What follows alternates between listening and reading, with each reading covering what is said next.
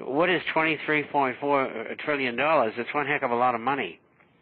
And most of it went to the financial spheres, not only in America, but also throughout the world. I mean, we're talking about trillions of dollars being given to banks and central banks, particularly in Europe, but all over the world. I mean, we're bailing out the whole world, we being the American taxpayer. And sooner or later, that money is all going to monetize because it was made up out of thin air. And there's going to be a lot of inflation. It's not showing its head quite yet, but it's coming. Just be patient. Understood. From the Marine Corps chat room out of Okinawa, a Marine comes in and says, Mr. Chapman, there's a lot of words over here talking about the Morgan Stanley buying back Treasury bonds in the tune of $1 billion. What is this going to do for Morgan Stanley? Well, Morgan Stanley is one of the prime dealers in Treasuries. There's 21 prime dealers. And not only did they deal as a prime dealer in Treasuries, but they also are market makers in foreign bonds as well as U.S. stocks, foreign stocks. They do just about everything. It's the biggest brokerage house in the country now. And for them to hold $1 billion position in U.S. Treasury is not unusual. I don't know what a good idea it is, because Treasuries are getting harder and harder to sell. The last auction last week, which was $230 billion, was not very good. And we saw buying coming in from overseas, and I know darn right well it's part of the swap funds that the Federal Reserve made with European banks. In other words, what they're doing is they have given foreign banks loans of trillions of dollars, and they're taking that money and they're buying U.S. Treasuries on behalf of the Federal Reserve so that the auction will look good. Well, even what they're buying, it doesn't look good. And if you notice the USDX, which is the U.S. dollar index, which is 6 currencies versus the U.S. dollar, you'll find that in the last 2 months it's come down from 89.5 to, I'm looking for today's close here, and I don't have it right in front of me. I got it now. And it closed today at 77.99, we'll say 78. And the point is that the dollar is falling, and it's because people are reticent to buy U.S. government debt. And there'll come a time when they're not going to be able to sell it.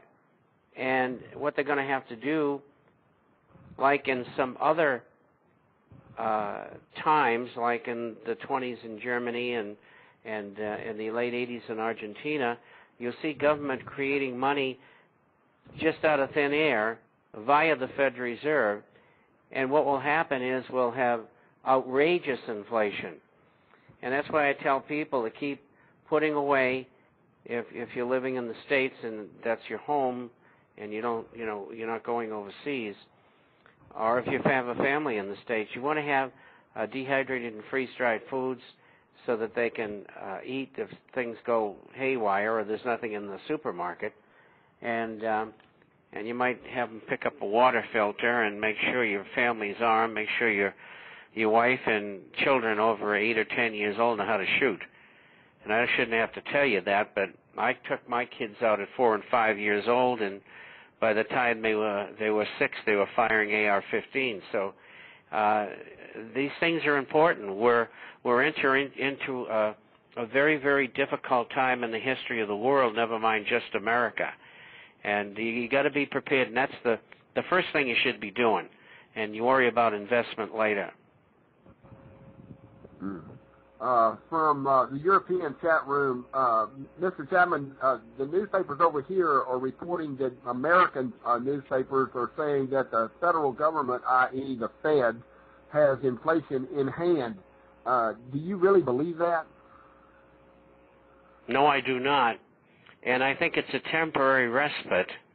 And I think it will continue to be a relatively low inflation rate in Europe if they continue to do what they're doing.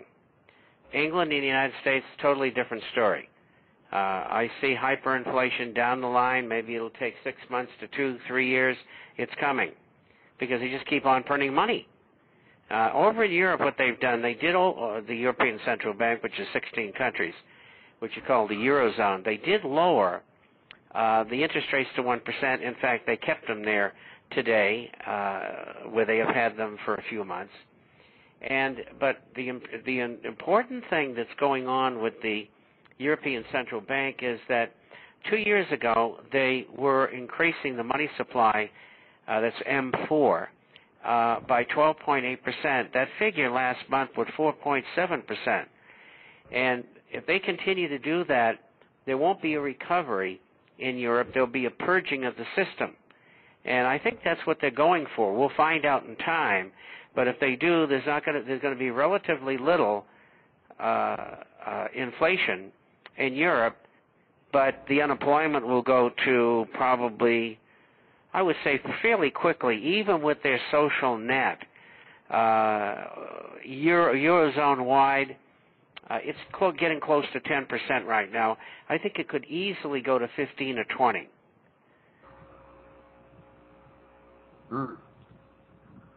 Outstanding. I mean, it's not outstanding, but that's great information, Mr. Chapman.